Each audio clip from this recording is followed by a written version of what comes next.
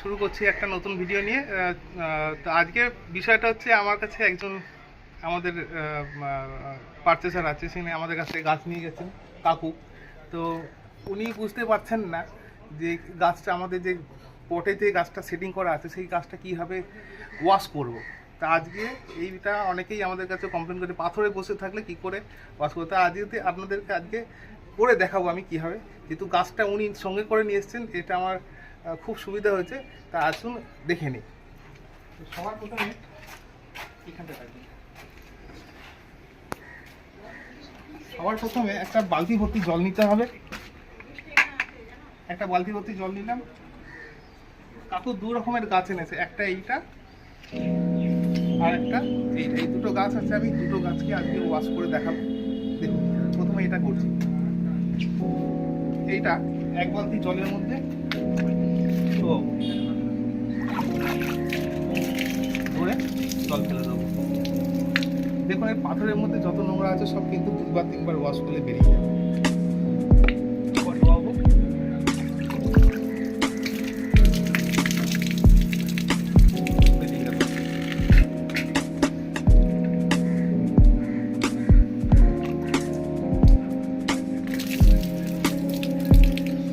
ঠিক এরকম তিনবার চারবার ওয়াশ করার পরে, ঠিক আছে, দেখুন গাছের মধ্যে আর ভেতরে কোনো নোংরা টোংরা নেই, যেহেতু পাথরে অনেক গ্যাপ থাকে, ভেতরে নোংরা থাকে।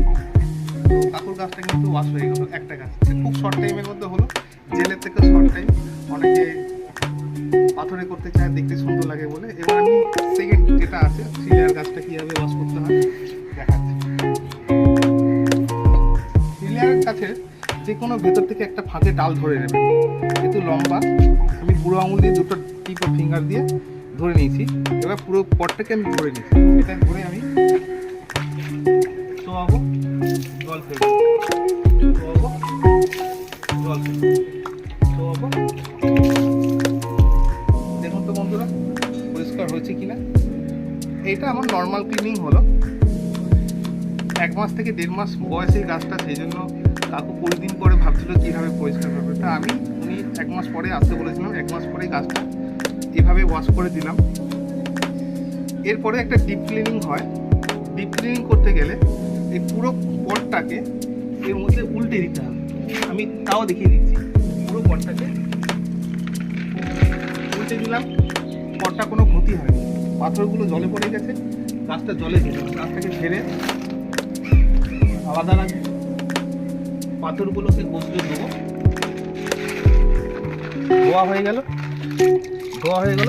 কষলে ধোয়া হলো, নোংরা টোংরা বেরিয়ে গেল। এবার এই পটটাকে মাজতে হবে। আমার কাছে এই মুহূর্তে আমার কাছে কসবাইট নেই, এর ভেতরে যা অক্সিডাইজ যেগুলো জমে থাকে জলে, আপনি হাত দিলে টের পাবেন এখানে অনেক রকম নোংরা জমে থাকে, হরহর করবে।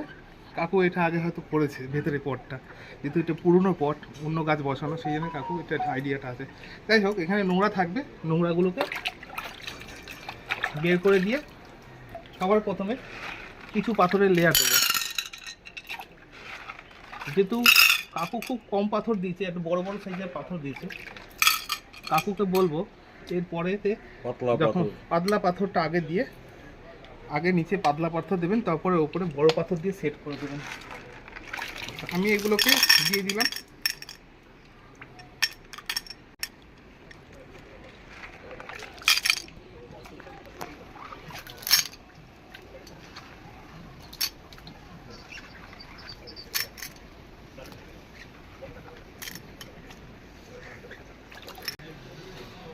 দেওয়া হয়ে গেলে পাথর যতটা দিয়েছি মোটামুটি আঙুলে করে একটু সমান করে নেবো। পাথর এখানে কম আছে, তবুও গাছটা না নড়লেই হয়। এতে কি আরো পাথর দিতে লাগবে? ভিজিয়ে রাখি, তারপরে আপনি যেদিন যাবেন তখন আপনি পাথর যদি বাড়িতে থাকে 10 দিন ভিজিয়ে রাখবেন, আপনি ভিজিয়ে রাখবেন। আমি সময় করে গিয়ে আপনার বাড়িতে সেটিং করে আসবো। পাথর এখানে লাগবে, এখানে ছোট পাথর লাগবে, বড় পাথর ওই যেমন ওইটা। এবার বলছি বন্ধুরা, তাহলে আপনারা বিষয়টা পুরো দেখলেন কিভাবে পাথরটাকে আমি সেট করলাম। এখানে কিন্তু শেষ না, এখানে আর একটা জিনিস করণীয় বাকি আছে, সেটা বলে দিচ্ছি। একটু পজ করুন ভিডিওটা। তো আমার হাতে এখন আছে সাপ পাউডার। আপনারা জানেন জীবাণুমুক্ত করে, একটা ফাঙ্গিসাইড।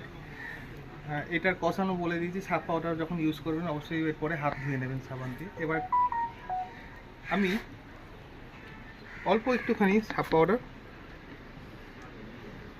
জলের মধ্যে দিয়ে নিলাম। গুলে নেওয়ার পরে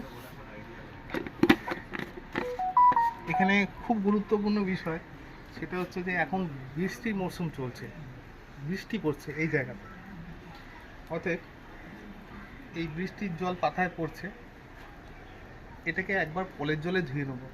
বৃষ্টির জলেতে হাইড্রোজেন পারঅক্সাইডের পার্সেন্টেজ থাকে,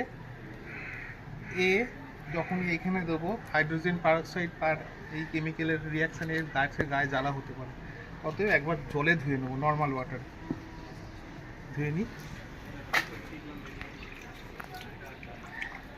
ধুয়ে নেবার পরে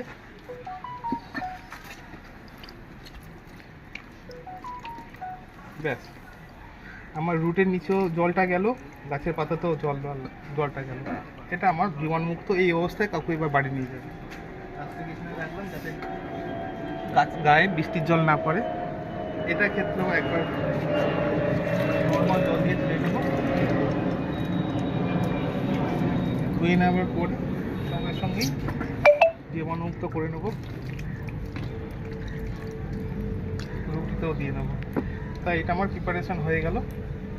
তাহলে এই সিম্পল বেসিসটা আপনারা সবসময় অ্যাপ্লাই করবেন। মাসে অন্তত একবার জীবাণুমুক্ত রাখার জন্য এইটা করবেন। সিস্টেম দেখিয়ে দিলাম, বাড়িতে খুব সহজ।